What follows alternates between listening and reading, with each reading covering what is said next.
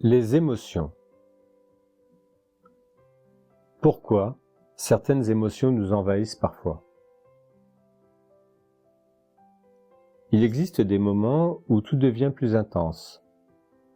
Joie, peur, colère, désir, tristesse. Parfois, plusieurs émotions se mêlent. Comprendre ce qu'est une émotion permet de rester présent à ce qui se vit, sans être emporté par ce qui traverse. Qu'est-ce qu'une émotion? Il arrive que quelque chose change à l'intérieur, avant même que l'on comprenne pourquoi. Une tension, un élan, un resserrement, une ouverture. Le corps le sait. C'est cela une émotion. Elle apparaît dans l'expérience immédiate. On peut la sentir dans le corps, dans la respiration, dans le rythme intérieur. Sur le plan biologique et perceptif, une émotion est une réaction globale du corps et du cerveau face à ce qui est perçu comme important. Elle précède l'analyse et l'histoire que le mental construit ensuite. Une émotion apporte une information. Elle peut orienter, elle pousse à agir, ou signaler qu'un ajustement est en train de se produire. Dans sa forme la plus simple, une émotion fait partie du langage du vivant. Comment apparaît une émotion? Une émotion apparaît quand quelque chose est perçu comme important. Important pour la sécurité, le lien, le désir, l'équilibre, l'intégrité. Le cerveau compare en permanence le présent avec ce qui a déjà été vécu. Si une situation ressemble à un danger, une perte, une opportunité, un attachement ou une récompense possible, une émotion peut apparaître immédiatement. On ne choisit pas son apparition, mais on peut apprendre à ne plus se définir uniquement à travers elle. À quoi servent les émotions? Les émotions permettent de réagir rapidement, s'adapter, créer du lien, se protéger, se mobiliser, signaler un besoin. Sans elles, il n'y aurait ni direction, ni intensité, ni attachement réel, ni élan vers la vie. Une émotion pousse presque toujours vers un mouvement. Se rapprocher, s'éloigner, se projeter, exprimer, se relier. Existe-t-il des émotions positives et négatives? Dans l'expérience humaine, oui. Dans le fonctionnement du vivant, pas vraiment. Certaines émotions sont agréables, d'autres sont difficiles à traverser. Mais toutes portent une information. La peur protège. La colère signale une limite. La tristesse accompagne souvent une perte ou un besoin de retrait. La joie renforce ce qui soutient la vie. Le désir met en mouvement. La difficulté apparaît surtout quand une émotion devient une identité ou quand son interprétation devient rigide. Émotion, pensée, sentiment, quelle différence? Une émotion est rapide, physique, brève par nature. Une pensée arrive ensuite. Elle interprète, elle raconte, elle cherche à expliquer. Un sentiment apparaît souvent quand une émotion dure dans le temps et s'installe dans une histoire mentale. Exemple, émotion, peur. Pensée, il va se passer quelque chose de grave. Sentiment, anxiété installée. Pourquoi certaines émotions semblent plus fortes que la situation? Une émotion ne parle pas seulement du présent. Elle peut réactiver une mémoire, une peur ancienne, une blessure non dirigée, un apprentissage ancien. Le cerveau ne distingue pas toujours clairement le passé du présent. Nous évoluons aussi dans un climat émotionnel collectif. Chaque époque, chaque culture valorise certaines émotions et en freine d'autres. Les environnements médiatiques, sociaux ou commerciaux peuvent amplifier le désir, la peur, l'urgence ou le besoin d'appartenance. Comprendre cela crée plus d'espace entre ce qui est ressenti et ce que l'on en fait. Pourquoi certaines émotions reviennent toujours? Une émotion apparaît souvent dans la rencontre entre ce qui est sensible en nous et ce que nous rencontrons à l'extérieur. Certaines émotions reviennent parce qu'une zone intérieure reste sensible. Un souvenir, une blessure, un besoin non entendu, une attente profonde, un attachement fort. Le cerveau associe en permanence le présent à ce qui a déjà été vécu. Une émotion qui revient n'est pas forcément un problème. Elle peut indiquer qu'une partie de l'expérience humaine demande encore à être vue ou comprise.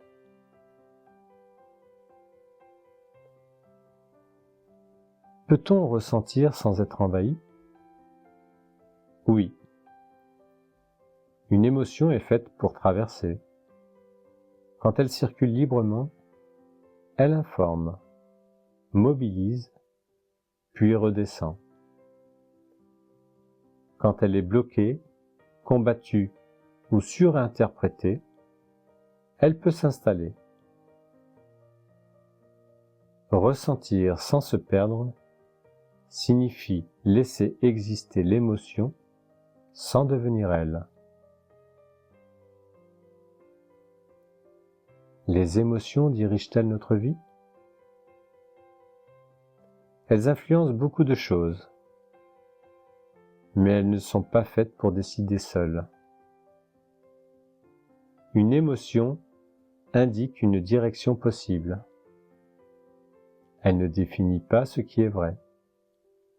Elle ne définit pas qui nous sommes. Une émotion est-elle un langage du vivant? On peut le voir ainsi. On parle du besoin, du lien, du danger, du désir, de l'ajustement nécessaire. Mais comme tout langage, elle demande à être écoutée sans être prise comme une vérité absolue. Une émotion n'est ni une erreur, ni une faiblesse. Elle peut être ressentie pleinement, sans définir ce que nous sommes. Quand cela devient clair, la relation à ce qui traverse change profondément.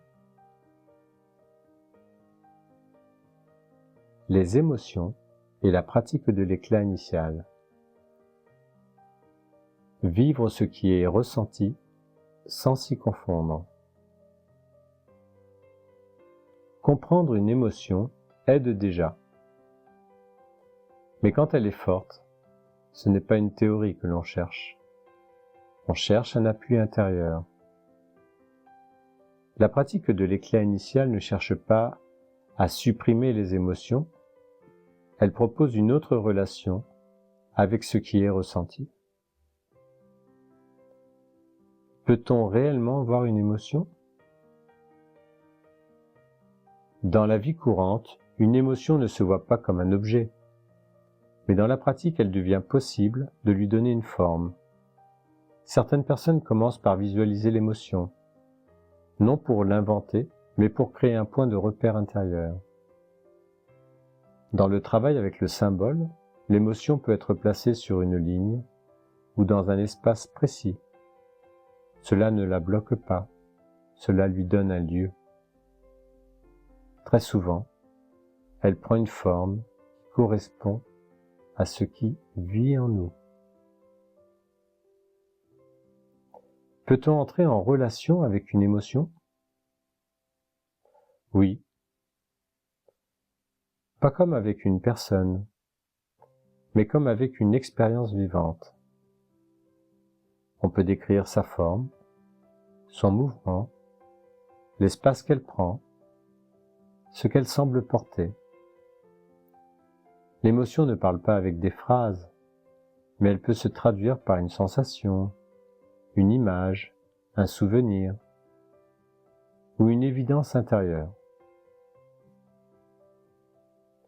Peut-on comprendre l'origine d'une émotion? Quand l'émotion est stabilisée, il devient possible d'en suivre le fil. Une image, un souvenir ou un lieu ancien peuvent apparaître. Comprendre l'origine aide souvent à comprendre l'histoire de ce que l'on vit. Pas pour juger, mais pour voir plus clairement. Comprendre une émotion change-t-il son intensité?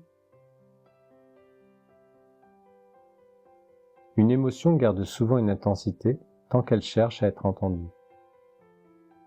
Quand elle est perçue sous plusieurs angles, son intensité peut évoluer. Parfois augmenter, parfois diminuer. L'intensité dépend souvent de la réaction face à l'émotion. La fuir demande de l'énergie. La comprendre réduit souvent la réaction automatique. Comment s'apaiser quand une émotion est trop forte? Quand une émotion semble trop forte, ce n'est pas toujours l'émotion elle-même qui envahit. C'est souvent l'interprétation que nous en faisons. Une sensation apparaît, puis vient une histoire. Il va se passer quelque chose de grave. Je vais être rejeté. Je ne vais pas y arriver. À partir de là, la réaction peut devenir plus intense que l'émotion elle-même. Dans la pratique, il devient possible de revenir à la perception directe, ce qui est réellement ressenti, sans ajouter ce qui est imaginé. Avec le temps, beaucoup d'émotions retrouvent leur intensité réelle. Pourquoi certaines émotions influencent nos choix? Certaines émotions attirent, d'autres font éviter. Certaines agissent plus profondément et peuvent orienter les actions sans que l'on en soit pleinement conscient. Comprendre ces émotions permet plus de cohérence intérieure. Pas pour les supprimer, mais pour qu'elles ne décident pas seules. Explorer une émotion peut-il en ouvrir d'autres? Oui, et c'est naturel. On peut voir cela comme un jardin intérieur. Certaines zones sont ouvertes, d'autres plus denses ou plus sensibles. Traverser une émotion difficile peut ouvrir l'accès à d'autres zones du vécu intérieur. Explorer élargit le territoire intérieur. Avec le temps, ce qui limitait peut devenir une zone de compréhension ou de force. Où se situent les émotions? Une émotion n'a pas de lieu fixe. Elle agit dans le corps, respiration, rythme cardiaque, tension ou relâchement. Mais ces manifestations sont souvent des effets. Une émotion ressemble davantage à un courant ou à une vague qui traverse. Peut-on dialoguer avec une émotion? On peut entrer en interaction avec ce que l'on perçoit d'elle. Dans la pratique, l'émotion peut être placée dans un espace symbolique. Une question peut être posée. La réponse peut apparaître comme une sensation, une image ou une compréhension soudaine. L'important n'est pas la forme du dialogue, c'est la qualité de présence. Peut-on être libre d'une émotion? Il ne s'agit pas de supprimer les émotions, il s'agit de ne plus être enfermé dedans. Certaines émotions peuvent venir d'anciennes mémoires. Avec le temps, elles peuvent retrouver leur juste place. Elles deviennent alors des informations utiles plutôt que des forces qui s'opposent à nous. La pratique de l'éclat initial ouvre l'accès à une sensibilité plus consciente. Ressentir pleinement, comprendre sans enfermer, traverser sans se perdre. Avec le temps, l'émotion peut devenir un indicateur, un repère, un allié dans la compréhension de ce qui est vécu.